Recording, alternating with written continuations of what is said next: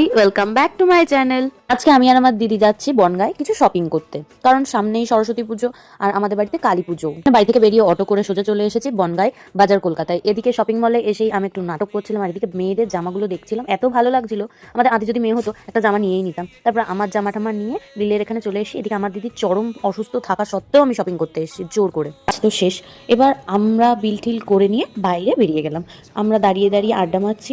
এদিকে কোনো টোটোরই পাত্তা নেই, মানে ভাবা যায় বনগাঁর মতো জায়গায় একটা টোটো পাচ্ছিলাম না। টোটোগুলোই সামনে আসছিল না কেন, সে বলছে যাবে না, মানে আমরা যেখানে যাবো সেখানে তারা যাবে না। তারপরে অবশেষে একটা টোটো পাওয়া গেল। তো আমার দিদি এখানে হাসছিল, আর আমি কি যে বলছিলাম আমার মনে নেই। টোটো থেকে নেমে সোজা চলে আসলাম আমার গোপু সোনাদের জন্য কিউট কিউট সোয়েটার দেখতে। দিয়ে এদিকে বলছিল শ্রীহরি থেকে একটা কানের নেবে, না পেয়ে মনের দুঃখে আমি আর আমার দিদি মিলে ফুচকা খেয়ে বনগাঁ থেকে চলে আসলাম চাঁদপাড়ায়। তার থেকে কানের টানের কিনে নিয়ে আমরা এসেছিলাম আদির জন্য আর বাবার জন্য পাঞ্জাবি কিনতে। আজকের জন্য তো এতটুকু, দেখাবে নেক্সট কোনো ভিডিওতে। হ্যাঁ, আমার চ্যানেলটা সাবস্ক্রাইব করতে তোমরা ভুলো না এমনই ইন্টারেস্টিং ভিডিও দেখতে।